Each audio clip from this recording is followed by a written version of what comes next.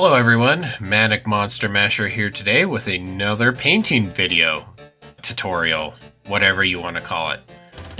This time I'm going to be painting up some Xenomorph miniatures from the company Gale Force 9, that's who they're made by. We are, however, going to be giving them a unique paint scheme. If you like these painting videos, please subscribe and let's get on to it. So, we are actually going to be painting these aliens red. Now, before you get all up in arms about this paint scheme is actually based on a comic book series from the 90s called Aliens Genocide. The comic features a hive where all these xenomorphs are red. It's some sort of mutation. I'm not actually going to get into the story here, but if it sounds cool, if the idea of red xenomorph sounds cool to you, definitely give it a read.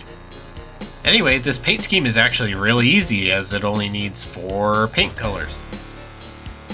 Anyways, as you can see here, we have assembled the miniature and primed it black. Funnily enough, I can't actually tell if I got full coverage because the plastic kit comes in black. Now, you might ask why prime it in black when I primed my other miniatures white. I'm currently out of white primer and I'm lazy, that's why. So, first we're going to start out with a paint by the army painter named Succubus Red. I would not recommend you actually use this paint if you're trying to copy this paint scheme, as you can only get this paint in old D&D paint kits. You used to be able to buy it online individually on the Army Painter's website. That is no longer available. That being said, I really like this paint, and if anyone knows of any other paints that's the exact color, let me know. So as you can see, we're using this as our base coat, and we're just going to cover the entire mini. Up next, I'm trying something a bit new for me. I'm going to sponge on some Bloody Red by Vallejo. I wasn't actually happy with the results here, as I sponged it on a bit too thick. But with the other minis, I just used it as a highlight color and painted it on the normal way. And the last step is hitting the mini with Slaughter Red from the Army Painter Speed Paints. This really gets those beautiful biochemical crevasses in the mini, and it works really well. I really only use speed paints as shade paints, really. I never really use them on their own. I know you're supposed to zenithal prime and do all that stuff to make them look good, but I've never really had good luck with them, so I really just use them as shades.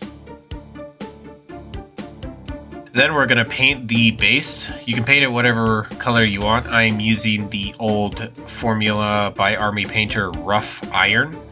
Actually, really good paint. I know the Army Painter's old paint formula gets a lot of hate, but the paint formula was really hit or miss. Like gunmetal and rough iron, and there are a couple other colors that are really good out of that paint line, but unfortunately most of that paint line was just goo.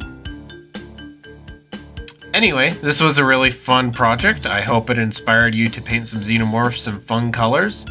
I'm definitely planning on getting and painting the Alien Queen from Gale Force 9 as well, just to add to the army here, I guess you could say. I'm also planning on getting that Xenomorph Dragon Midwinter Minis painted a few months ago. It's a very cool miniature. With that being said, my next video is going to be a conversion of the Xenomorph into 5th edition Dungeons & Dragons, or 6th edition, or whatever we're calling it right now. So stay tuned for that, as I'm finally getting back into D&D stuff. If you like what you saw, go ahead and subscribe, and whatever your favorite YouTuber says at the end of their videos, pretend I said that. Thanks!